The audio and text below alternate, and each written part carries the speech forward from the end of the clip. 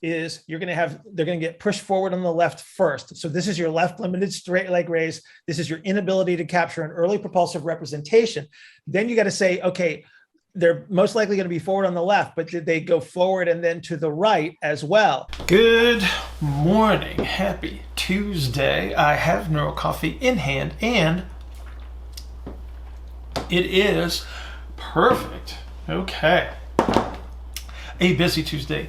As usual, we're going to dig right into today's Q&A, and this is with Pratyush. And Pratyush works with throwers, more specifically cricket bowlers, but this is going to apply to just about any throwing athlete, whether we're talking about baseball pitchers. We do mention javelin in this discussion as well because of the similarities between javelin and cricket bowling.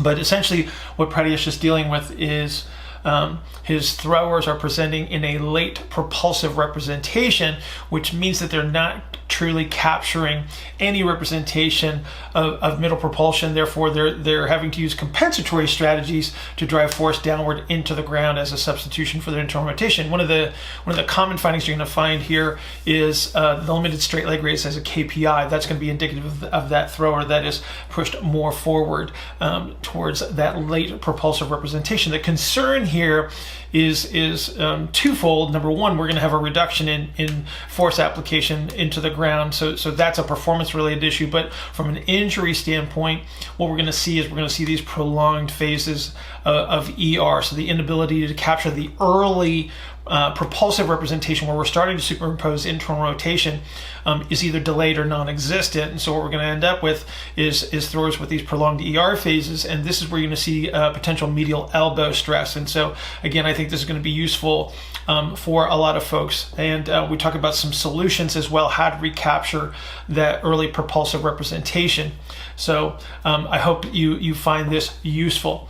If you would like to participate in a 15-minute consultation, please go to askbillhartman@gmail.com, askbillhartman@gmail.com. Put 15-minute consultation in the subject line so I don't delete it. We will arrange that at our mutual convenience. Everybody have an outstanding Tuesday, and I will see you tomorrow. So, Bill, this is about cricket fast bowler. Okay. So can you visualize the delivery stride? I'm sorry, say that one more time. You're a little choppy. Can you visualize the delivery stride? Yes. Okay. So like in order to bowl effectively and bowl fast, like there must be relative motion of the pelvis. Like say this is the lead leg, right? I'm talking about right arm fast bowler. So left leg and then it like comes in the, okay. So like I see a lot of bowlers who can't do that, and their pelvis sort of like moves, like the rear leg kind of swivels around. So they're taking a long loop around on a flat turn versus coming straight through. Yes. So like I see this common with the right arm fast bowlers, and I feel that is probably because like the sacrum is biased towards the right, and they can't like turn their sacrum to the left and mutate on the left side, and like the left arm fast bowlers are good in this aspect. So I think that's because of the natural bias of the sacrum. But like if I have to get these bowlers to have this relative motion, like so in my head I'm thinking like they can't own the mid stance mechanics on the left side.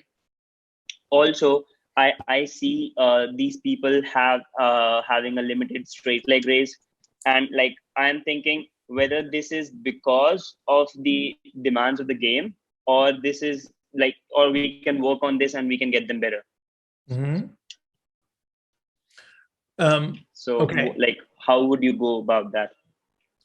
So think about where they're limited. So if the straight leg raise is limited, that means that they're either moving through middle propulsion too quickly and they're getting to a late strategy, or they're landing towards that late strategy. Okay. Most cricket bowlers are narrow ISAs, right? That's right. Yeah, just because of the release point. So in many of those cases, what you're looking at is you're seeing the late propulsive representation. So like I said, they're either moving very quickly through middle, therefore they don't have a middle, they're going around it or over top of it, so to speak, where they would not be able to capture the early representation. So So when they strike with their right foot, so before they make their final stride, okay, Yeah. they're going through early, middle, and late, but the foot is kind of on a sideways orientation, right? So they're rolling over that inside edge. So this is kind of like the thing that we were talking with Jen with her pictures, is capturing that middle representation on the right foot, right? So I have a normal transition through middle propulsion on the right foot. Okay, is if I don't capture that as I push myself into the final stride, the chances of me landing that foot in the proper orientation in the direction that I'm trying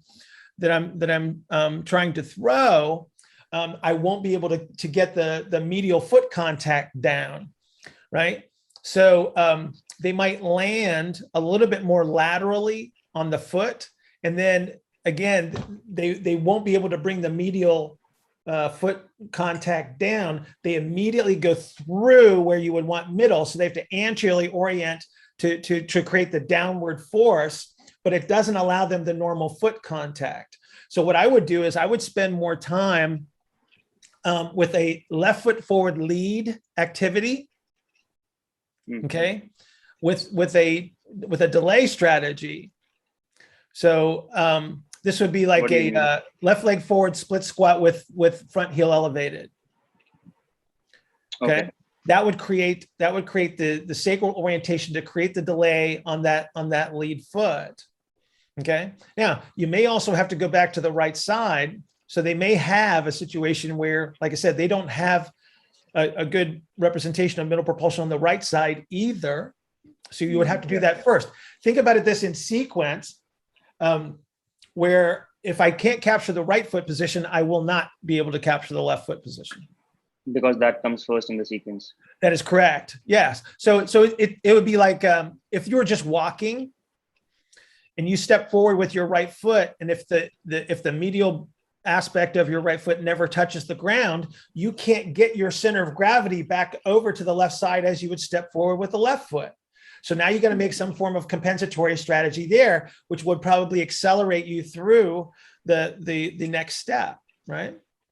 Because you wouldn't be slowing down, right? So like, would you do the same thing on the right side as well? Like, as you said, they lack mid propulsion strategies on the right foot as well. And that comes first in the sequence.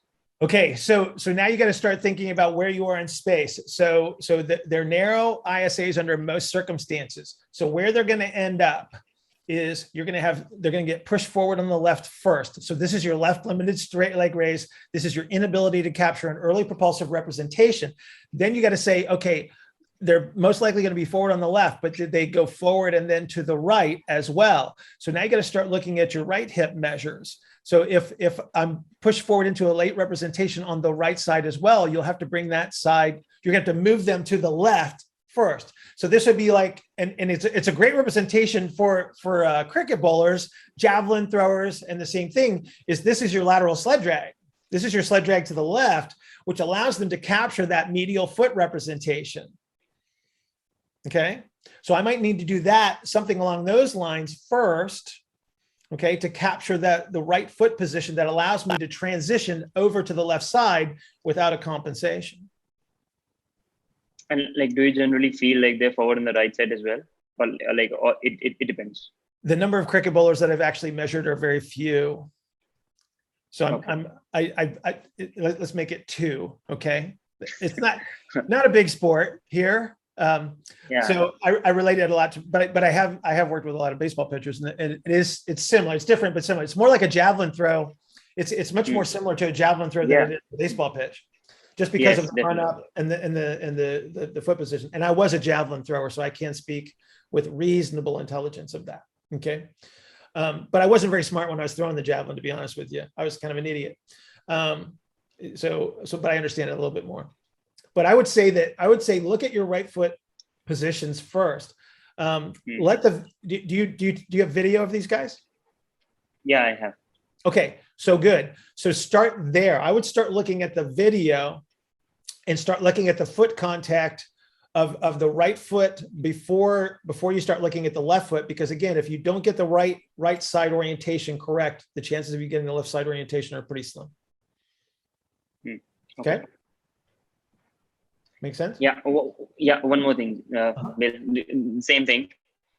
So, like if I talk about the block as well on the front side, like, do you feel a block would actually facilitate this motion? And if they are not blocking, can you address from internal pressure standpoint? The front foot doesn't block. Like if it blocks, then would it facilitate this relative motion of the pelvis? And if it doesn't block, then what and why isn't it blocking? Okay, so what is the representation of the foot in regards to effectively blocking? I would say like it's a straight leg raise, sort of like straight, and it's internally rotating, like the. Okay, there you go. Okay. Yeah. So you have to have the internal rotation superimposed on the lead foot, right? Yeah. Yeah. Okay, so that's your medial foot contacts. Yeah. Yeah. So we're talking about the same thing, right? Yeah, it comes back to see it. Yes. So you need the early represent. So how do I transfer the energy from the ground of the lead foot to the ball? I have to internally rotate to stop that foot. Yeah. Okay. Okay. Assuming I'm going to have the relative motions available to me to do this, right? Okay.